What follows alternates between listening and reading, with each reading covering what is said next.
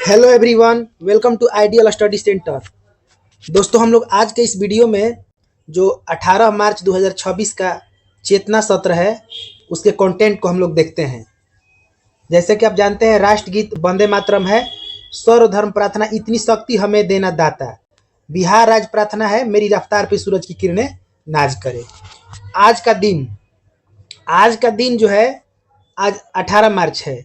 गुरुबख्श सिंह ढिल्लों का जन्म 18 मार्च 1914 को हुआ था। वे आजाद हिंद फौज के अधिकारी थे। ब्रिटिश साम्राज्य के विरुद्ध युद्ध करने का आरोप लगाकर उन पर मुकदमा चलाया गया और ब्रिटिश सेना ने कोर्ट मार्शल की कार्रवाई किया था। यानी कि 18 मार्च 1914 को गुरुबख्श सिंह ढिल्लों का जन्म हुआ था।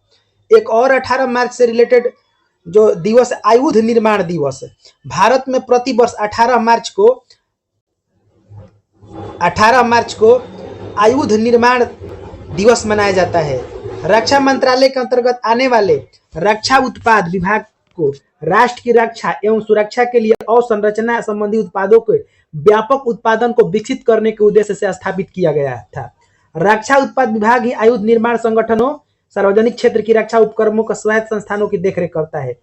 1965 में सोवियत संघ के अंतरिक्ष यात्री एलेक्सी लियोनोव स्पेस वॉक करने वाले पहले इंसान बने थे। लियोनोव ने अपनी अंतरिक्ष यान से बाहर निकलकर 12 मिनट तक ये वॉक किया था। आज का विचार है, कठिनाइयों के बीच ही अवसर छिपे होते हैं। यानी कि अगर आप कोई काम कर रहे हैं और समझिए उसमें कठिनाई नहीं आ रही, तो समझिए कि वो काम आप सही नहीं कर रहे हैं, क्योंकि सही काम जब भी करिएगा तो उसमें संघर्ष करना पड़ेगा और कुछ कठिनाइयां सामने आएगी ही। इसलिए कठिनाइयों के बीच ही अवसर छिपे होते हैं। दूसरा, अल्बर्ट आइंस्टीन का एक स्टेटमेंट है कि बुद्धिमत्ता का असली संकेत ज्ञान नहीं बल्कि कल्पना है। मतलब आप कितना कल्पना कर सकते हैं, कितना आप आगे की सोच सकते हैं, तो वही बुद्धिमत्ता का असली संकेत यही है कि आप कितना कल्पना कर सकते हैं। सामान्य ज्ञान जैसे है कि ध्रुव तारा किस दिशा को दर्शाता है, तो ध्रुव तारा जो है, आकाश में जो ध्रुव तारा है बहुत ही चमकीला दिखाई देता है। आसमान में सबसे चमकीला तारा यह ध्रुव तारा है और यह उत्तर दिशा की ओर दिखाई देता है। चंद्रमा को पृथ्वी का एक चक्कर लगाने में कितना समय लगता है, तो हम जैसा कि जानते हैं कि पृथ्वी क्या है, जैसे पृथ्वी सन का परिक्रमा करती है और चंद्रमा पृथ्वी का परिक्रमा करता है, तो दोनों का अपना अपना समय ड्यूरेशन है। तो चंद्रमा पृथ्वी का एकमात्र उपग्रह है। इसको पृथ्वी का चक्कर लगाने में लगभग 27 घंटा और 8 दिन टाइम लगता है। 27 दिन 8 घंटा टाइम लगता है। पृथ्वी को एक चक्कर लगाने में चंद्रमा को जो समय लगता है वो 27 दिन 8 घंटा लगता है। प्रायद्वीपीय भारत की सबसे लंबी नदी कौन सी है, तो प्रायद्वीपीय भारत की सबसे लंबी नदी गोदावरी है। मतलब एक बार ये प्रश्न परीक्षा में पूछा था कि प्रायद्वीपीय भारत की सबसे लंबी नदी कौन सी है, तो बहुत सारे बच्चे जो हैं प्रायद्वीपीय ध्यान न देकर के भारत की सबसे लंबी नदी और उसमें गंगा ऑप्शन को मार दिए थे। नहीं, प्रायद्वीपीय भारत का मतलब होता है जैसे ये भारत जो ये समुद्र तटीय जो भारत है, ये प्रायद्वीपीय क्षेत्र ये वाला है। तो ये प्रायद्वीपीय का मतलब कि इस क्षेत्र में सबसे लंबी नदी कौन है, तो सबसे लंबी नदी गोदावरी है। गौतम बुद्ध ने अपना पहला उपदेश कहाँ दिया था, तो गौतम बुद्ध ने अपना पहला उपदेश सारनाथ में दिया था। ग्रैंड स्लैम शब्द किस खेल से संबंधित है, तो ग्रैंड स्लैम जो शब्द है यह टेनिस से संबंधित है। जैसा कि आप जानते हैं कि टेनिस जो होता है दो प्रकार से खेला जाता है, एक टेबल टेनिस होता है, एक लॉन टेनिस होता है। टेबल टेनिस टेबल पर खेला जाता है, लॉन टेनिस फील्ड में खेला जाता है। टेबल टेनिस इंडोर गेम हो गया, वहीं लॉन टेनिस आउटडोर गेम हो गया। आउटडोर गेम मतलब जो घर के बाहर गेम होता है, और इनडोर का मतलब जो घर के अंदर, यानी कि चार दीवारी के मतलब कि एक छत के नीचे किया जा सकता है।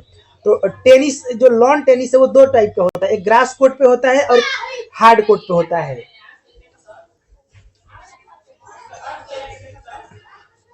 कुछ इंग्लिश के वर्ड हैं, भाषा ज्ञान हम देखते हैं। कैरी ऑन, कैरी ऑन का मतलब होता है काम जारी रखना। कोई भी बोलता है कि कैरी ऑन मतलब काम जारी रखिए। केयर फॉर का मतलब होता है देखभाल करना। फाइट विथ, किसी से लड़ना। फाइट विथ का मतलब है किसी से लड़ना। फिल इन, खाली जगह भरना। फाइंड आउट, पता लगाना। फोकस ऑन मतलब ध्यान लगाना। हिंदी से कुछ भाषा ज्ञान देखते हैं। निश्चय का मतलब होता है कि पक्का विचार। सर्वोच्च मतलब सबसे ऊंचा। अविचल, जो हिले नहीं। प्रतिष्ठा, सम्मान या इज्जत। अनादि जिसका कोई आरंभ ना हो, सर्वत्र मतलब हर जगह।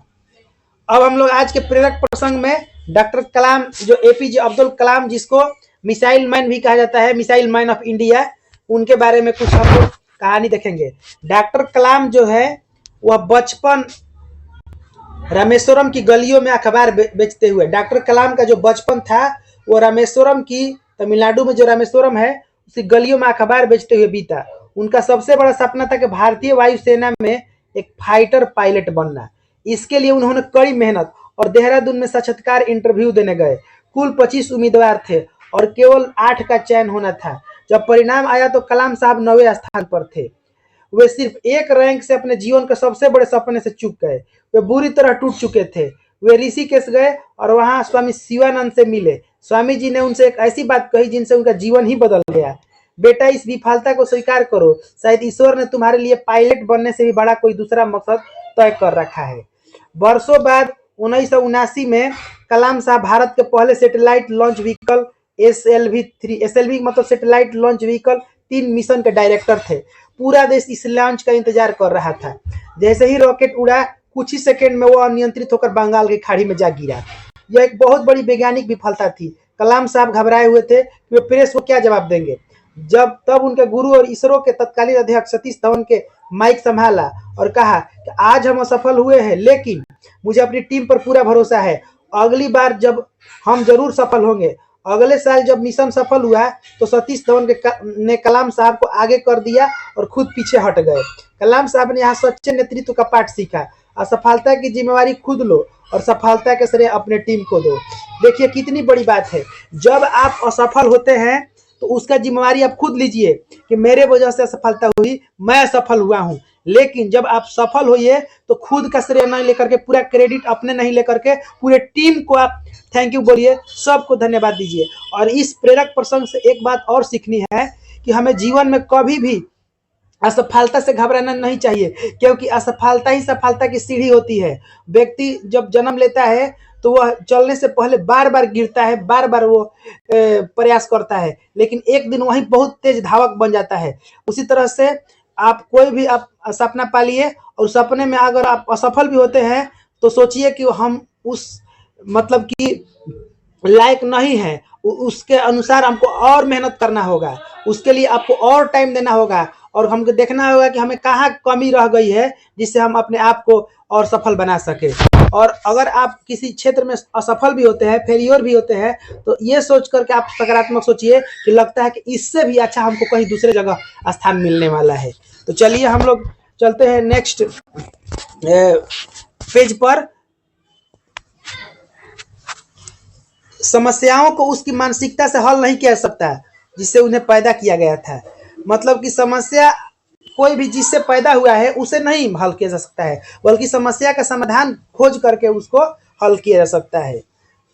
करंट अफेयर से कुछ प्रश्न है, 4 प्रश्न है। एशिया कप तीरंदाजी 2026 का पहला चरण किस देश में आयोजित किया जाएगा? तो थाईलैंड के बैंकॉक में किया जाएगा। हाल ही में बैरन द्वीप पर ज्वालामुखी गतिविधि देखी गई। यह कहाँ स्थित है? अंडमान और निकोबार द्वीप समूह में यह स्थित है। बैरन द्वीप जो है, हमारे देश में 2 ज्वालामुखी है, एक बैरन है और एक नारकोंडम है। तो नारकोंडम जो है वो एक सुसुप्त ज्वालामुखी है और बैरन जो है वो है एक्टिव वोल्केनो है। तो यह जो बैरन द्वीप है वह अंडमान और निकोबार द्वीप समूह पर है। किस राज्य को जोहा चावल को पहली बार यूके और इटली को निर्यात किया गया है? ये जो जोहा चावल है, ये जो है असम का ये जोहा चावल है, जिसको यूके यूनाइटेड किंगडम और इटली को निर्यात मतलब बेचा गया है। भारत में राष्ट्रीय टीकाकरण दिवस किस तिथि को मनाया जाता है? तो 16 मार्च को राष्ट्रीय टीकाकरण दिवस मनाया जाता है।